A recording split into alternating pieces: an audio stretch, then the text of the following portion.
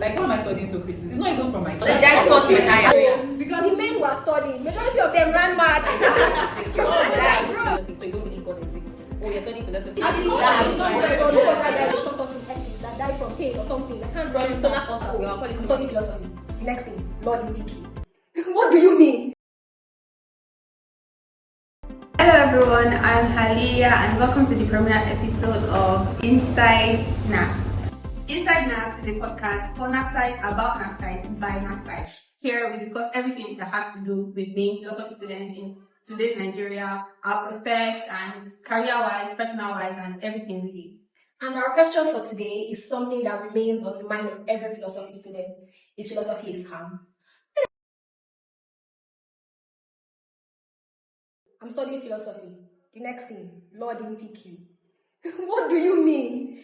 And when I argue that, philosophy is actually a great choice, they tell me I'm pick philosophy. that's what the question for today. When I try to argue for philosophy, I'm being told it's a coping mechanism. How?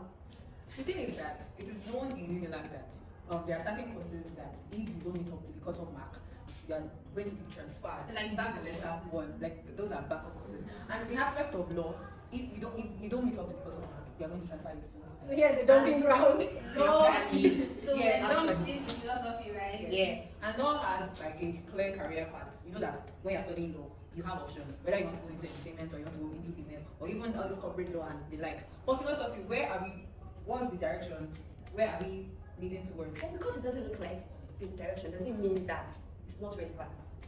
Because it's what gives people an edge. You can see people that study philosophy that are trying in every facet of life, every aspect of life. It doesn't mean that just because it's not a professional course doesn't mean that it's not relevant or it's not useful. But most of the people you see studying philosophy, most of them already have gone abroad to study the real philosophy. It is Philosophy. not like the fake philosophy. yeah, basically They practicalize philosophy over there. So the Yeah, issue we- is application and practicality, right? Yes. So, we had a conversation earlier, and I remember someone using the word saying it's a means and not an end. Unlike professional courses where the end is having a career as a lawyer and engineer as a doctor, this one is giving you, is propelling you into greatness for whatever it is you're going to be. So the struggle is really just figuring out what but you it want. is abstract. It is abstract. It is So are we abstract. saying Yeah. the problem with philosophy is its content or its delivery? Are we trying to say content of philosophy is too abstract to be practicalized? Or the way it is being delivered, being taught to us, is not giving us an edge to put it into practicality? For me, it's the content that's the issue. Because, I mean, it's fine that there's always going to be something and, stressful lecture. That's very normal in you. But the content is what is lacking. The applicability we just talked about, right? We know what it is. They're teaching us Plato, Aristotle. Like, why am I doing so much? This is study dead man. But the And fact the is, thinking happens in our head, right? yeah. It's teaching us how to think, how to reason, how to critically Yes, analyze yes, situations. But it all happens in our head. We need something that we can do with our hands. We need physical Something we can work with, something that gives us the direction Guideline. of going here. The thing is, for those who are studying philosophy and have made a thing out of philosophy, and would always recommend that other people also study philosophy, they don't actually always remember the details of what year Plato was born, which year Karl Marx did what or what. It is from the process of studying it, they started to think critically, like you just said. They learned the practice of tapping into their higher reasoning, right? It is that ability to tap into their higher reasoning that they now went and applied to whatever it is they went and did. So it's not like the academic part is what is particularly useful to you. It is the process of harnessing academic knowledge that will teach you and propel you into greatness, into whatever it is you are doing. So do you think that if when we see more people that are applying to economic finance, things like that, people maybe one undergraduates would see the need to see that okay, this is not just an abstract course, it's something that is applicable. Especially when you are in a situation or in a society whereby they say, oh, you are studying philosophy, so you don't believe God exists.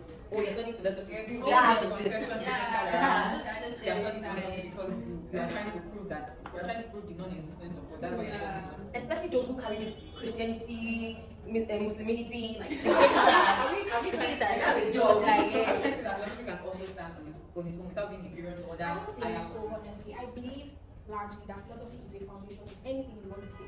If we look at science, if we look at psychology, if we look at the ethics that even guide like professional arts and everything, philosophy is a foundation to an extent. Because it's a very broad course, it has segments. If we want to talk about maybe, let's talk about practical things like action and space, we can find its roots in ancient cosmology. If we want to talk about logic, most time when you go for interviews for jobs, the questions that they give you are logic. Yes. And that's like our fault, cheated. So I feel like philosophy gives like is that foundational knowledge. And that's his problem. It does not give us a how. He just gives us scraps, gives us bits, gives us fragments. He does not just give us how to put that How scrap to bit put into beyond something. face It value. will also lead to us realizing that. So if you have an undergraduate degree in philosophy, you don't actually need to further the degree in philosophy. And then if you're studying, you should study for something that's going to help you career-wise. So basically, it's just like that foundational primary school knowledge you need to get into secondary school. So on its own, is it useless on its own? Let me just put the question. Is it useless on its own? So on its own now, you obviously can't get a job at Up till now, I still don't know my direction or what I'm going to do after graduation. I don't know how I'm going to live my life after school. But our lecturers keep emphasizing on the fact that you can use philosophy anywhere, you can work anywhere. How is that even possible? Anywhere is nowhere. There is no anywhere. It leads me to ask, can philosophy actually give me value, like monetary value? Or is it just going to make me keep on thinking and be broke? You cannot teach philosophy to some certain type of people here, and you're expecting money from them. Imagine me, okay, you are a business person, you have a business organization, and I'm coming to you with the idea of what philosophy has taught me, and you're like, please shift that way. Where is the money Money going from from? philosophy and philosophizing. It has more like value, like monetary value in other countries than the country. All that countries. Now I let's don't look think at so. Nigeria. Because The men who are studying, majority of them ran mad. these students and Gen Z, the current generation, Yeah. they are studying people that are not even Nigerians. They are not from our own culture. They Yeah, are not from our they tribe. They don't even live the life They they are don't living live like, and currently. they died centuries ago. Like, why am I studying Socrates? It's not even from my They tribe. died first I retired. don't know him as a Same Yoruba thing. man. Socrates was not forced to go down anytime he saw elders. Actually, yes, we are forced to study them like as if no, our lives depend on it. Well, it still boils down to us being able to remove all these out of the thing. And that's why I said, for me, content is the issue, right? Because if obviously this Socrates cannot relate to our own contemporary experience, our human experience is completely and utterly different from what they experienced during that time. And they live in a world that had not exactly gathered knowledge together. Now we know you could open books about geometry, geography. You know, if you want to know something, just go and look for the database. But they were the one that had the task to actually create that knowledge. So their pursuits and their lives course was way different from ours. Now we live in a very economic world. Our own success is not your ability to write 100 books or monographs or anything. It is your ability to do something in your life, make money, take care of yourself, take care of your family, and everything. That is the economic life that we live in. So what we do now is basically borrow from aspects like critical thinking part, the problem solving part, and the intuition and everything. Borrow from that and apply it to our own current reality. Because if we want to take it as it is, we would literally run mad. It's just like all those people that they are so into this philosophy. We talked about a box earlier. Like we talked about how it gives us the ability to step outside of the box. What I understand you are saying is that philosophy has potential. Potential. So it leads me to ask, how relevant is philosophy for us? What's the Especially relevance of in this philosophy in generation. society? In this generation, this Gen Z. AI In generation. Gen Z generation where there's already artificial intelligence, I ask myself that if you want to borrow from And can you say I to think critically? Yes. I don't need to say that. if we want to borrow from them, to what extent do we borrow? When do we say that, oh, it's enough, this is enough, that borrow is enough? When epistemology does it, you're coming to But where is the social Where is the exact limit? If I thought epistemology is going to teaching us limitations, where? And most of this, if we go through the history of Socrates now, I think there was a time where he was just walking and his friends were asking him where he was going to.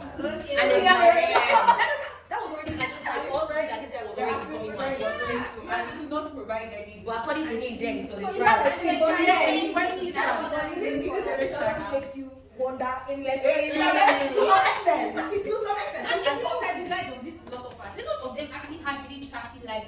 Some of them did not leave their office. Like Yeah. they did not. And Some of them did not. Who was that guy that taught us in ethics that died from pain or something? I can't From remember. stomach ulcer, we are calling stomach ulcer. It's cancer, like except can eat bread or anything. No, I think Some people eating it. My father was also there because he could not, they were chasing him and he did not want to enter a beanstalk or a bean field. Because stop here, we can't get to man. Why is no one of them Pathetic stories. chose them? Yes. Comfort. I was just about to say that about ethics. I mean, you have gone to just your ethics and being a great person, a prophet, and you didn't call himself that, but he was acting like that. So much that he died. Is it that? When you was when you- critically if you look at it outside the aspect of this something called philosophy, it was giving my not be this kind of thing, and maybe I just come off for this one. But it made it look like as if he was doing them a favor by leaving the world. He wanted to uphold the fact that this jurisdiction So was it more abroad like is an right. egoistic move then? He was not He- trying to yeah, he was trying to prove his He wanted to push forward that what he morals believes is and right is right. beliefs. That was what he was doing at that point in time. If you look at it from a philosophical aspect, because most people just kind of want to like dive into philosophy and let's just be philosophy.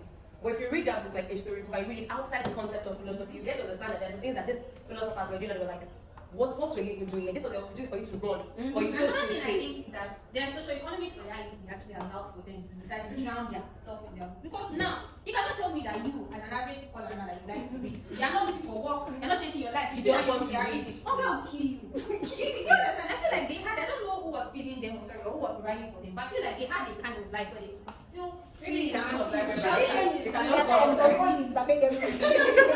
When we want to see olives now, They can feed everywhere.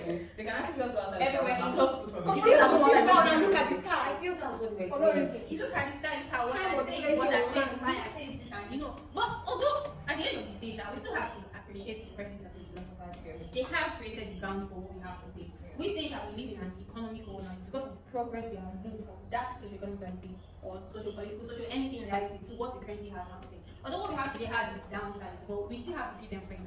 If truly I want to become an astronaut today, I know what and what I need to study, whose works I need to go and read, what school I need to go. They created a path for continual and progressive knowledge. Although their lives do not look particularly progressive at all, but we still have to give them credit for that. I do have to ask. We've been speaking about philosophy generally, the impact of philosophy. As a person, what do you think philosophy does to your cognitive abilities, your decisive abilities, your emotions? How does it help you to react when you are placed in different contexts, different circumstances? Are you like a very rigid person, like only my idea is right? You don't give room to listen, or like you're very flexible, even though you have your viewpoints. How do you respond to contradictions, respond to change, new knowledge? Like how does philosophy tell on your person generally? Sometimes I want to be right because I Who want to be doesn't? right. But then most times I've just noticed that okay, just because I sound intelligent or because I am intelligent doesn't mean that this person is wrong or this point of view is flawed. Yeah. It's just different. It doesn't mean it's wrong. Yeah, it gives you an ability to step It out. doesn't mean it's right either. Yeah, there's never really a right or wrong when you now think about it. Yeah. You know, Everything is perspective. Everything And in the context of whatever the person is talking about, Yeah. your decision or whatever thing you want to say at that point might be right, but that person sees it as wrong. Doesn't still It's mean that exactly- you like are It right. doesn't mean It's when just you are being contradicted or when you are being opposed from Yeah. you. That doesn't mean that the person is right. Or Yeah. you get what I mean? Yeah. Like, it doesn't mean that if someone says something that is different from your own view, does not give So- certainty that the person in a is way, I right. kind of feel like philosophy It's teaches just us different. self-control. Because there are times where I'm talking to somebody, but talking with Yeah. education in mind here, and we are both discussing, and then you come to me this kind of like, how is it? Yeah, that's an issue. And then sometimes I'll be like, you know Yeah, what, for you. I can see where you're coming from. I understand the context Yeah. behind your reasoning. And I feel like that's a leverage. I think that's why I really love phenomenology actually. When you do No, got it there. But I carry on. when you do more phenomenology, you will understand that experience is such a thing on its own, right? And we really do experience. We might have all had a bottle of water to drink out of, but the way I'm experiencing this bottle of water now, it's not the same way. It's very, very subjective. And because I understand that fact, I am able to not hold on to rigidly onto my own perspective. So much that I'll fall into solipsism and now start feeling like it's only my own that is right. So even philosophy progressively, living what thing is and life is, what it is now gives you an ability to exist. It is more practical than we complain about it being abstract. Philosophy, 20th century philosophy is very practical. Existentialism, phenomenology, and The what not. analytics school. The analytics, yeah, it's very, very relatable to what we're doing. I think when I said it, if I'm not talking about that, I just said that, oh, I'm actually someone that thinks things like this. And you know, you see the existentialist argument, and I tell you that, oh, yeah, you don't have to feel like something that is very written in your destiny. You can actually just create your own destiny. And you know, falling like, there's just so many concepts that are relatable to the average person. You don't even have to be someone that has background knowledge or someone that's like particularly smart. You just have to be a person that experiences and lives and has consciousness. Well, we can only speak like this. We can only speak of the pros of philosophy because we've been open to it.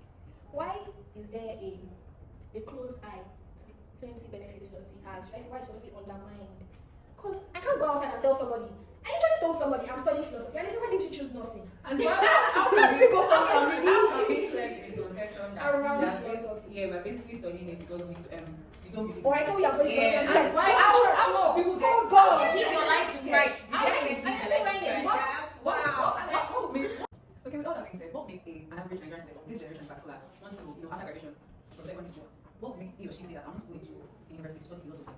Like, there's no clear career paths. They are not even, it's not like certain that I will become something in the future from philosophy. We want to become a philosopher. Who is even a philosopher? So you get, and what was like make, people that are even currently studying because stop being, ashamed of it and being like, oh, I wanted to get into law. That's why I'm studying philosophy. Why are they shy, right? Well, to the best of my knowledge, I'll tell an average only 1 out of 10% of people doing philosophy now, from what I think, or what I've seen rather, actually picked it. That's a very large number. Can we say one quarter? So like there are people that actually pick this thing. I know a few of my cousins that will tell you that they pick them just for the pure flavor and principle. And some who go ahead to do masters and PhD. So like this is two things now. If a person in secondary school and they're considering like studying philosophy, I won't actually discourage you. But I also want to know if they already know what they want to do with their life. Right? So if you know that what like we already said, it propels you into whatever it is you are doing. Also, it's not like it's going to like hinder your future success or anything like that. If you know that you are still you want to try different things, you want to explore self-awareness, it gives you this very large platform for self-awareness and self-discovery. Yes. But if you are not able to make what you do here and study yourself alongside in order to do whatever you do, if that self-awareness is lacking, you might not actually be successful after that. So in the process of studying things, you have to also study yourself. When I did HW, when I did philosophy, when I did this, which one did I prefer? And I'm like, oh, I like this, I have to do this, I like this, I have to do that. And also, and you know, a lot of people think, oh, most of them are doing businesses, jobs that are not exactly what you fantasize about. But that is not actually the case. A lot of successful people did philosophy. I cannot really list the names now, but I remember having a conversation with one of my lecturers, and I started listing names of people that are dead there. And he even said something about how you see the wealthier part of the world sending their kids to study philosophy. And Yes. yeah. But like I said, we live in an economic world, right? Everything is Yeah, I've heard that. Mhm. I've even like someone has said that so philosophy is for those like rich people. Yeah, Study philosophy like that. They just sit down with their wine, dine, and And discuss see, philosophy. just Like like they go. Because they're already rich and they make it And come up apply for it people. to, like, right? their Trying to- big Because you can't tell an hungry man to think. Think about what? What about Yeah, only thing and is sometimes- right so you know, their goal in life is not to become a doctor that is helping somebody. They do or a it for lawyer. passion. They I are the main think character. choosing philosophy has to come from passion. Yeah. Because when you choose a profession driven by need to survive, need to Make survive, family you go proud. for professional courses, you go for courses Yeah. that are stereotypically placed as Yes, paths to you success. want to become a Once you have all doctor, those then clear you passion, like all those passion, like want to know, that is people going for courses like philosophy because they already know the substance, they know the content, they know what it has to do. Those So are that very passion important. has driven them. So passion. But then the Nigerian society does not give room for passion to Reality flourish. is like this. Even I should talent, go and even get my talent. jam for me to feel. And we're gonna feel it and It's be not- philosophy. Like, it's not what you get. Philosophy is not the only thing that falls under the stereotype pathway to failure.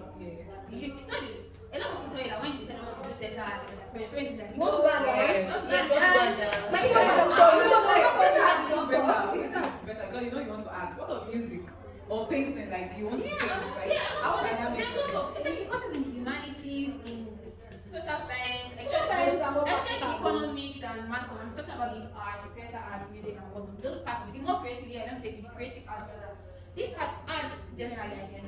So you see, it doesn't give you a pathway, but we just need to understand that human beings, the way we exist and experience and interact, it's so deeply entrenched in being artistic beings, being creative beings. But because being creative beings does not always mean that if you have money, it is not rated. It is because there is no big role, like paying you 5 million naira per month, that is for being a philosopher. That is why it's not rated. It's not like they don't see the Yes. but because that money is not there, because we live in this economic world. Nietzsche said that we have replaced like riches now, like we replaced God with money now. And this is what he's talking about because everything is rated by the money, the financial aspect of it is actually rated. Someone even said money is God. Yeah, I said God is there. You can't survive. You keep saying, okay, there's God here, there's God here, there's God here. I have to ask myself one day, like, out of the blue, what is the philosophy behind this God itself? That I'm studying philosophy. What is the philosophy behind Mother God? will cry. I was I have to use the that you're right. Christianity of When my you want to mind bring and because myself. also that you're right when you Take say you that far. it's because philosophy is not there is no money Money, coming out from it. yeah. If some people get it tomorrow now and ask them like when like if they hear that once you come out of school and become a philosopher, you are earning. Everybody wants to study philosophy. Yeah, exactly. So everything, even most of these doctors, it's not always about the passion for wanting to help. Is the money? They Of course, don't see. that They was don't the see. Someone But so then, if it's so angry when they're and being age old stereotype. Most of us are only aware of how philosophy holds your hand towards what you want to do because we got into philosophy. But how do you change the stereotype of like, the general perception people have of philosophy? Because we cannot force everybody to come and look at philosophy so they can understand it the way we do. So how do we do that? Like, I really For all I know, actually, I don't think it's changing. Not to be elitist or anything, but we still have to agree that there is herd mentality, and what's the point of convincing everybody that coming to study philosophy is not like everything that being exists? What's the point? People that are studying it, in fact, not everybody studying it will be able to read it, will be able to see it, will actually agree that it is. So, like I said, not to be elitist, but it is what it is anyway. If you end up studying it and you see that, oh, this thing is actually valuable, and you know that you can educate people in that person, at least for things that need to be educated, you still need people to look into other aspects of life, right? So everybody can be doctors, you can't all be lawyers, you can't be, so everybody, if you're studying philosophy, make the most out of it. If you're studying anything that you don't want to study, see, even if it's what I believe, making sure you get the value out of that, it might not be in an abusive manner. So take the philosophy and put it in your life, let it mix together. Speaking about making the most of it, what experience, like what is your stance now about philosophy compared to when you came in? How do you view it? Like, is there a difference? You used to feel indifferent because you used to feel like you started love-hate relationship. At this point, it helps in some cases. Yeah. In some cases, still you'll be like, why am I finding myself here? Like, I will be honest there. I'm not like had any experience or maybe something happened to me now and I'm referring to what happened to I'm not like used to philosophers in my day-to-day activities and my day-to-day experience. in my life for nothing, why would you say that? I'm still saying that it's just there. The relationship between her and philosophy is just still there. I I'm don't not think- really connected. It's not with my progressing. passion. You don't see yourself dating philosophy. That's it. I don't think that one thing philosophy has done, like an experience I've done, that it has made me so insufferable to argue with. Because I'm not just going to take your opinion face value. If you tell me anything, you need to tell me why you're arguing for that. Your argument has to sound. Your reason. It has to be valid. You need to give me reasons. There need to be justification for it. You need to be able to refer to like, The thing here is that every time I remember that when if I graduate and get this degree, I'm probably not going to do anything to it. So it's making me to even think beyond the box. That's what philosophy has done to me. I need to think beyond the box and start considering other professions and other ideas to do because I must get my hands to something. You might feel like, oh, you don't actually make reference to them, but there's no how you go through all these 4 years. How many? 4, 5. But like, there's no way you actually go through it, and you are someone that actually studies, so not that you're just doing it. So it will somehow reflect on you. It might be years down the line, and you will see that maybe somehow this can actually show you in my life. As for me, I do make, although I'm not. It depends on context. I don't have to say. yes, ma. Yeah, just tell my I'm someone that would remember some philosopher said, something that Pythagoras said, like, oh, this thing is actually, it's just a thought. And I'm watching this and like, oh, I see it now. Yeah, I feel if we are able to like apply what these philosophers are saying, we tend to like say, it's not feedback of studying this course. Yeah. But then when we also leave that thought process and then we're coming back into the reality itself, and we're like, this thing cannot even help me Okay, here. the only philosopher that I've been able to relate to so far is this guy, Heraclitus. Changes. Yeah. Is that just an issue? You cannot say this in the same way. That's why. That's the reality. The flux, right? These are constant changes. I feel like But I'm finding it hard to agree with her. Things change now.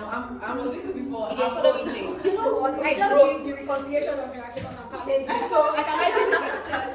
But like one thing I feel like I've picked from philosophy, I don't know whether it's subconsciously, is that I have subconsciously accepted that life is very subjective, irregardless of how we put it. So it always puts me in a position where I am very open to contradicting things. When, let's use for example, bring up a controversial topic like abortion, feminism, I definitely do have a stance. Yeah. But that does not mean I cannot see the arguments of Yeah. the opposing party. Yeah. Even though I do not deem it valid, I do not see it as right. Does not mean I cannot argue. I don't think you're still seeing it because you don't Exactly. agree. Actually, It's just different. And it can also make me more accommodating to people of different contexts and different Yeah, realities. beyond my windows. For When we me, talk I'm very about- stupid with their own ideas. Those are the And you feel like, no, there is no way that you Like, push me to when I believe learn to that understand you're people were raised in different backgrounds, different contexts, people have different religious orientation, should we even say sexual orientation, different beliefs. It makes you understand it, not judgmental to an extent. Like, I don't know. I don't want to even discuss politics because you know like that is an Open perspective. I have friends from different disciplines and I know people and they want conversation. Even like they just know that I would not just be like, oh, what's this one saying? What's this one? I'm genuinely listening to them all. You can't Philosophy go now. You can't be You can't be empty. You can't be. you will fine. contribute. You have something to You might contribute. not have technical knowledge of that. Foundational No, you knowledge. say something. Just like that article that we once worked on, that Joaquin article, it was obvious from different people's perspective that their own notion of what philosophy was is what they wanted to believe it was. Me, I was pitching a different idea of what I had learned philosophy to be, and then there was this guy who was arguing with me to the cause, say, "You're not going to do anything. It's not for anything." And I'm like, I wasn't trying to What pitch are the you idea. saying? And you At the end of the day, we all have our own translation on how. Yes. Yes. And that's what philosophy does. Like, it's not subject to each and every. You can't force somebody to understand philosophy. Leave it for the person. That's the point of it. Subjectivity. Exactly. Yeah. Philosophy. Oh. Philosophy. Oh, philosophy. Alright, guys, that is a wrap for our first episode. We look forward to seeing you again. If you have any thoughts, opinions, comments, contradictions, please drop them in the comment section. We'll be more than happy to reply you. If you'd like to be a guest on our podcast, Inside Naps, do well to reach out to Preston. We got your back. If you want to sponsor too, we're waiting for you. Actually. This is just the beginning. Expect more episodes and don't forget to like, subscribe, and comment. Bye.